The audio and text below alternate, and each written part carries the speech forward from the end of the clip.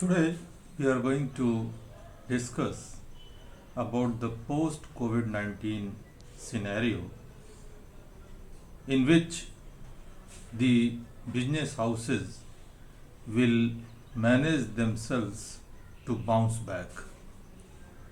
Students have requested to discuss upon this topic so that they could prepare themselves according to the strategies of the business houses and they could modify their future career plans accordingly. So, first and foremost, I would like to remind all these students that the circumstances we are facing today is not any new to the humanity. There have been several instances in which, from pandemic to recession, slowdowns, and several other economic emergencies have been faced by different countries at different point of times, and they have come out of all these emergencies most often with flying colors. So there is a good saying that every trouble have some silver lining. This is up to us how we could see it and plan in their accordance. So I shall take into consideration only the economic emergencies, although every economic emergency also brings with it several other emergencies or challenges, but my focus will be economic emergencies with reference to the present pandemic COVID-19. First and foremost that comes to my mind is the Great Depression of 1929, which started from America. That was a time when mothers had begun to sell their children in order to survive. It was a condition when the premium of assets were created without any solid foundation and it burst into bubbles in such a way that high price securities, shares, and then in order to cope up with the emerging scenarios, the governments after governments, although starting from USA, failed to such an extent that they crashed their economies as a whole. If we go before that, I recall the tulip mania of 1637. In Europe, the popular flower tulip was exaggerated at some point of time to such an extent the price of tulip bulbs rose to 100 times, rather more than 100 times, when it was considered a big boon to have tulips and it was considered a symbol of riches. Because it was all baseless, it was all based on the beliefs of the people.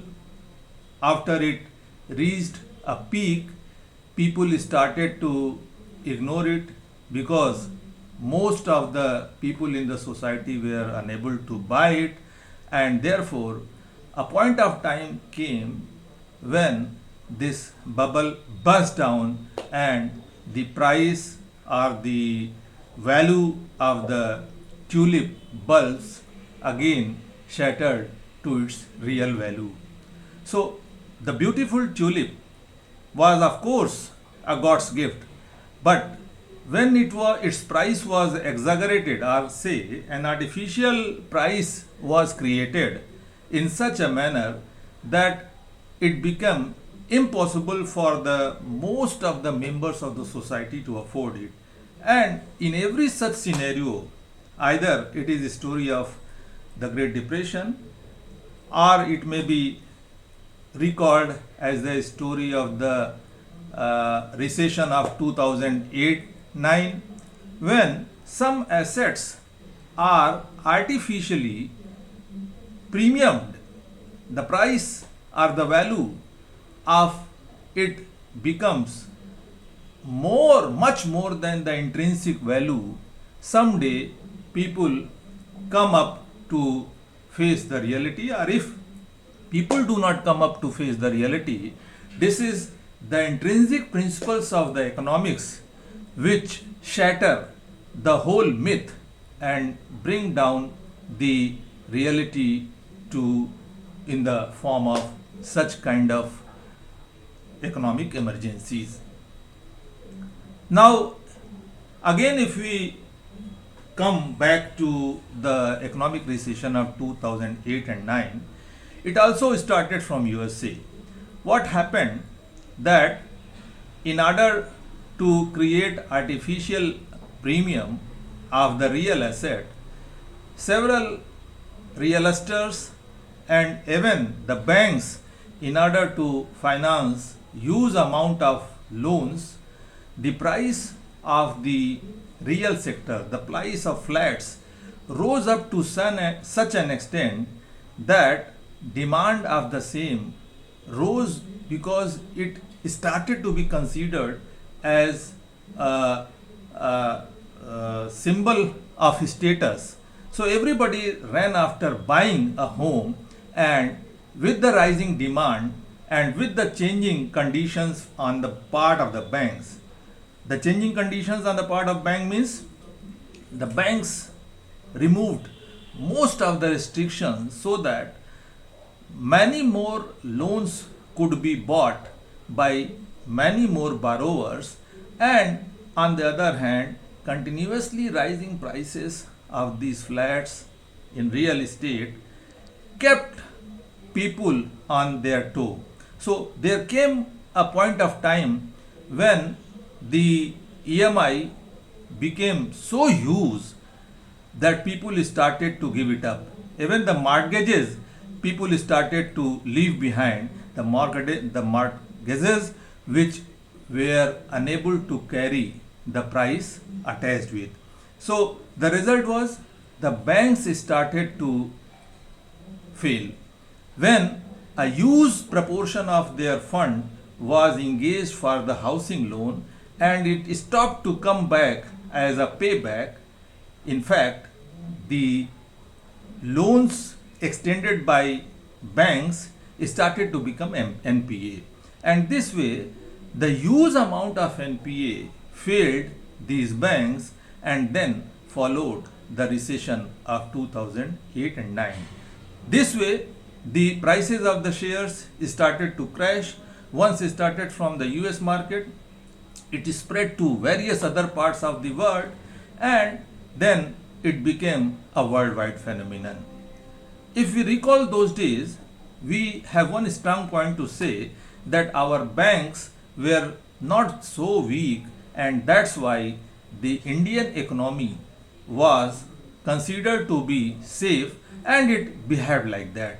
So one difference from that kind of economic emergency when compared to today's economic emergency, that is going to be the post COVID-19, is that the Indian banking system was very strong in that time. But today, since last 3-4 years, the amount of NPA is continuously rising, and banking scenario has become very weak, or we can say we are facing a very compromised state of the Indian banking system, which I feel will perhaps not be capable of coping up with the similar kind of economic emergency today. I also recall the economic emergency of the Indian economic system in the days of 1985 and 90. Huge amount of import and the increasing amount of fiscal deficits, in fact, started to weaken the Indian economy to such an extent that the Indian government had to borrow a huge amount from the International Monetary Fund and World Bank. So at that time, the Indian government had to borrow $2.2 billion from IMF and World Bank. For this, the Indian government had to mortgage 67 tons of its gold, 47 tons of which was mortgaged to the to the Bank of England, and 20 tons to the Union Bank of Switzerland. These two amounts of the tonnage of gold was airlifted to these banks in order to mortgage them. And IMF and World Bank had extended that huge amount of loan with one and the only condition that the Indian economy will start to open, liberalize, and it was a big bet by the then Prime Minister Dr. Manmohan Singh, who opened the economy, liberalized the economy, and the globalization era began.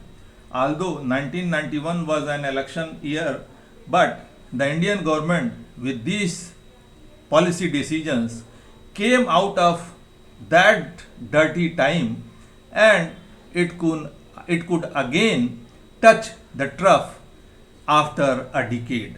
So with the passing time, when the government could evolve the policies in order to protect its economies, in order to repay its loans, and by the Indian economy got back its splendid history.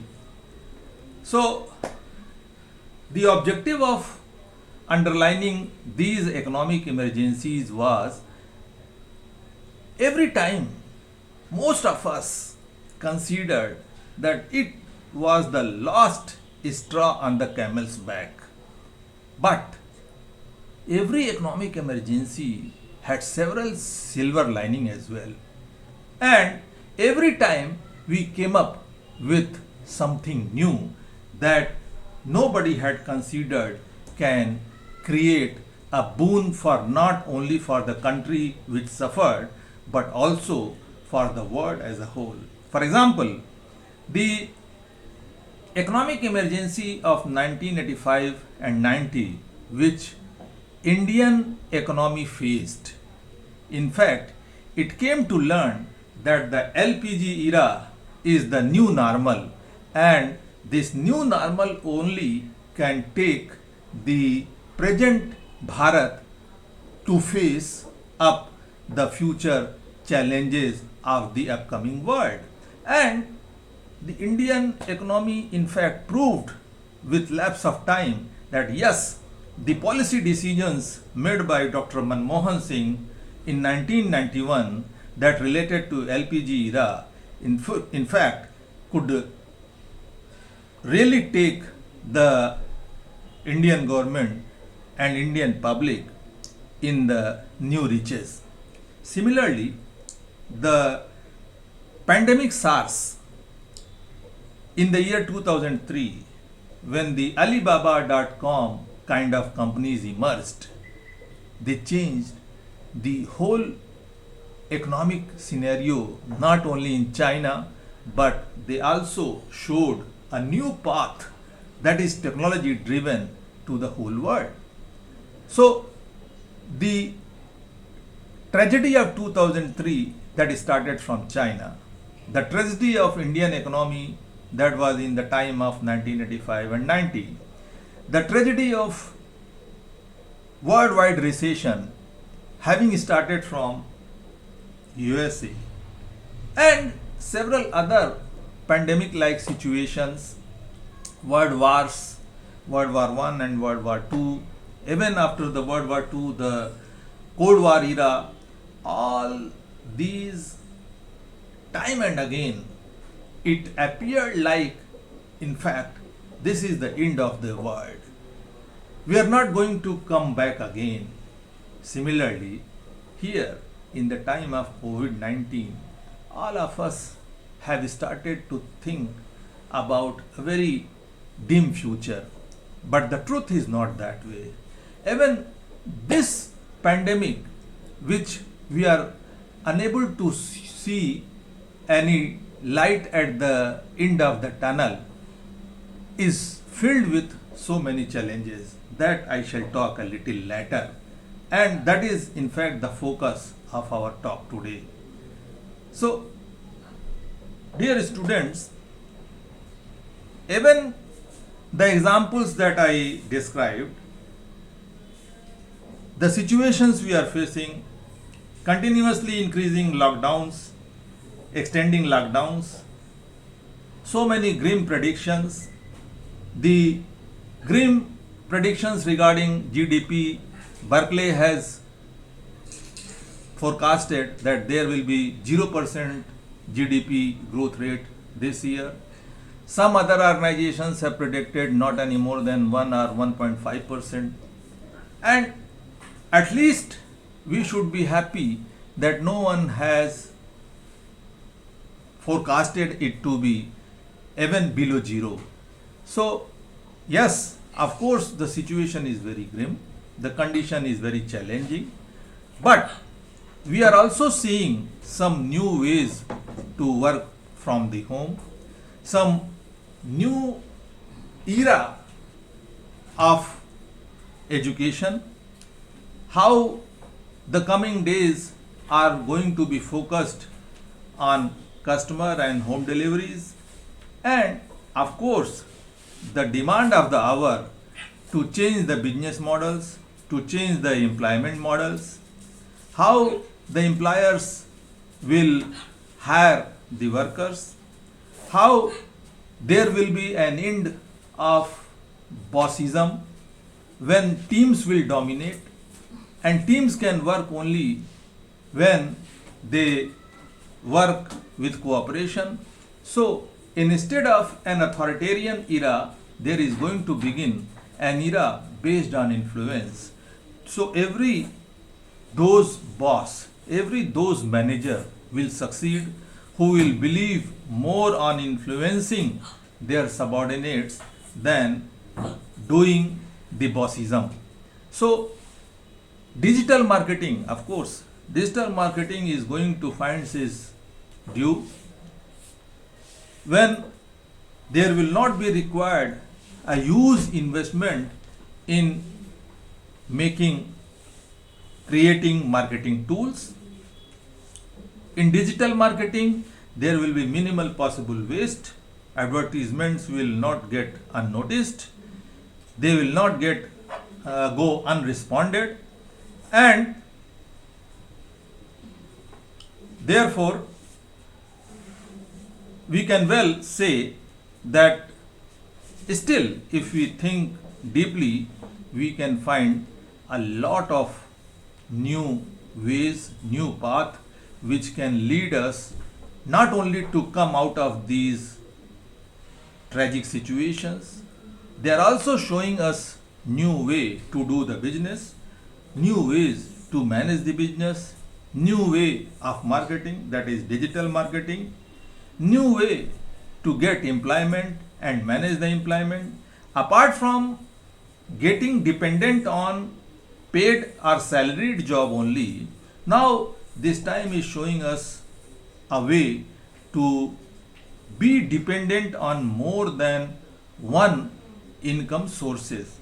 So this is the time when we are getting reminded that apart from seeking job, we should also look for entrepreneurship which will have a brighter future, more stable future, and more commendable business model than the salaried job. So the